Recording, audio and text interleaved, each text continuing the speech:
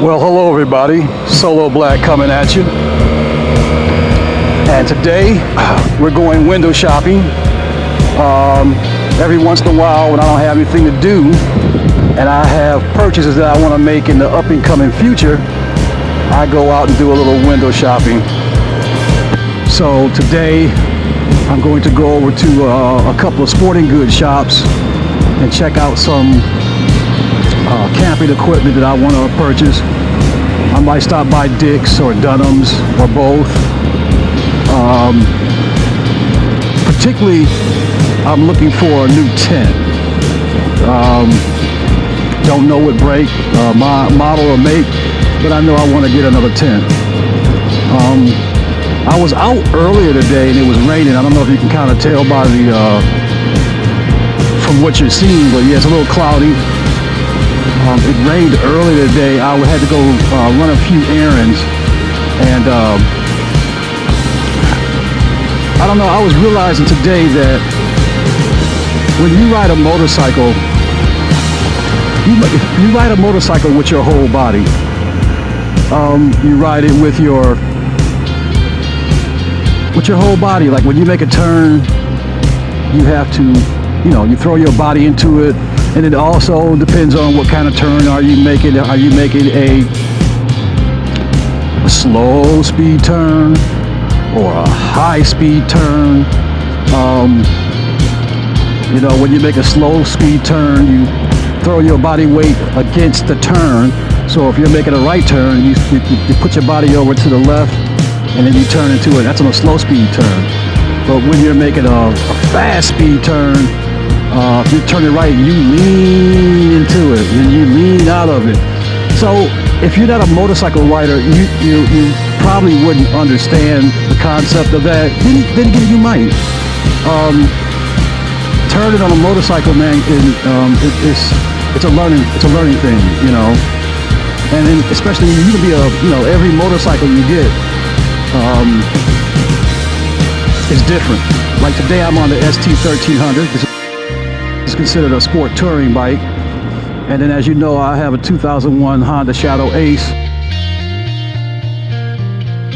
cruiser, and yeah, you still make the turn usually the same, but with this st1300 I can throw my body in more of a sportier type way, for lack of a better way of putting it, to make that turn. I mean, I can really lean this st1300. I mean, I can lean the Honda. I can lean that Honda Cruiser, my Ace. I can lean it, but with this st1300 Sport Tour, I mean, I can really lean it. Another thing about riding a motorcycle, as opposed to being in a car, is objects you have to deal with in nature as you ride. I mean, I told you at an earlier video that I was lucky I had this shield down, this shield down because a bee, hit right on the right side of my helmet, and I swear when it hit, the stinger was coming at me. Now I don't know if this bee knew it was his last time on Earth, and he wanted to make the best of it by stinging somebody. When that thing hit my windshield, hit the visor, the stinger was pointing at my eye, and I was so glad I had the visor down. And another thing that could be detrimental to a bike rider, birds. Believe it or not, man. I mean, I've struck birds with my car and had birds come close to hitting the car. But when you're on a motorcycle and you're exposed to the elements, man, that is scary. I've had them hit this visor. I've had them hit my helmet. I've had them hit my shoulder, or even if they don't hit you, they come so close to you. Like I say, when you're in a car, you don't notice it. You can even flinch on a car. But man, when you're on a motorcycle and that bird comes next to you, all of a sudden you see you have a bird coming your way. It's crazy.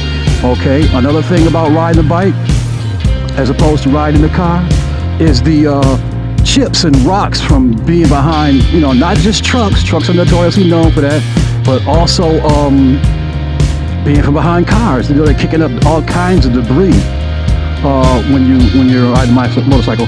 And then I notice sometimes when I'm on a street that has treads in it, there are certain streets that have treads, you kick up when a car's in front of you and it hits those treads, it kicks up dust and bits of glass that have been broken up on the road, and also water.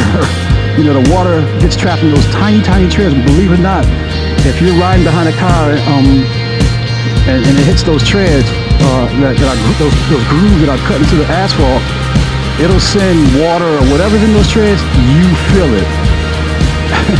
So I guess people say, well, with all those dangers, and you're 35% more likely to get killed on a motorcycle with the same type of accident you would be involved in a car, you're 35% more likely to die.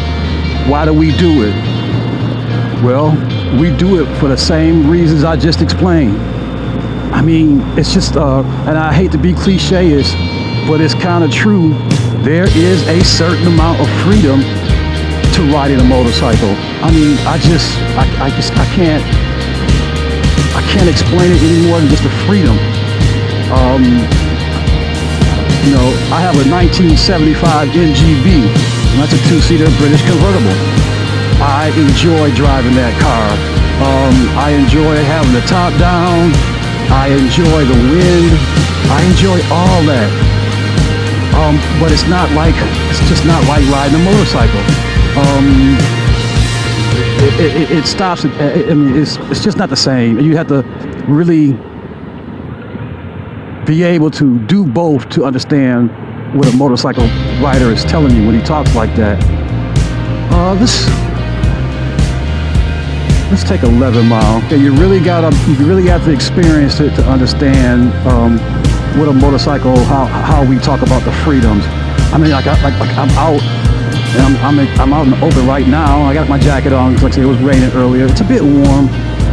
It is 72 degrees by the ST's internal outside thermostat on the bike, thermometer on the bike. So yeah, man, it's just a great feeling, you know.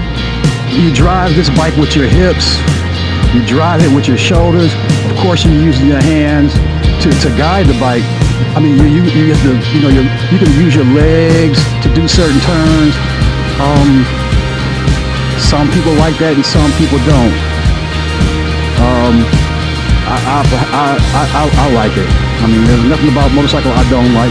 Like I got caught in the rain earlier today when I was out running in my first part of my errands today. But I keep a rain jacket on. I have a rain pants and a rain jacket. I just pulled over, put the jacket on, put the pants on, got back on the bike, and I was cool. But I found out I have a hole in my pants, and I forgot about that from the last time I was on the bike. When I got off the bike last time, I was leaning up against the bike, and I burnt the left leg on my rain pants, and now I'm going to just repair it. It's a cheap set of Frog Togs. Even though it's cheap, they are good and they do the job. So don't want to sound like, you know, Frog Togs are crap, because I did a review on the Frog Togs and I love them. I just said it was my fault. It's not Frog Togs' fault that I burnt the pants. I just got off my motorcycle and ran into somebody, and they came to the motorcycle. We weren't talking about motorcycle-related conversation. We were just talking. And before you know it, I got comfortable, and I leaned into the bike, and I smelled something. I'm like, what is that smell? And I looked around, and I had burnt a hole through my rain gear. So I'm just gonna get some duct tape and wrap them, and fill a hole, put some duct tape on the outside and on the inside of the pant leg, and call it a day. Okay, like I said, yeah, now, so we're headed over to the shopping district where I go. It's like from 14 Mile down to 11 Mile. I'm on 11 Mile. There's a Dunham's, and then there's a Camping World, Sport World, places like that. And like I said, I'm just gonna do a little window shopping and see what's out there, and see what and see what what I might get in the near future for the next couple of weeks. I ordered a Ice Mule 15-liter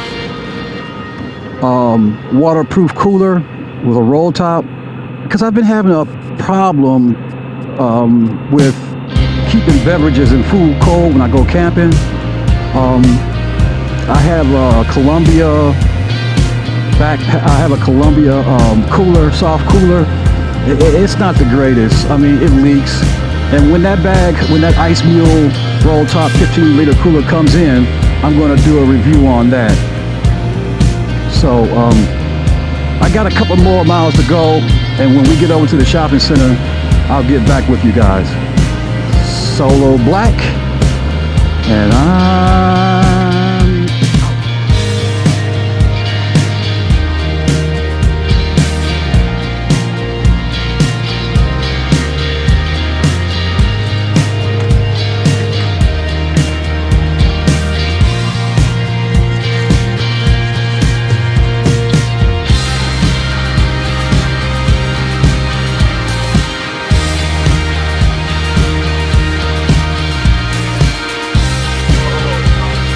Black coming at you, rise and ride.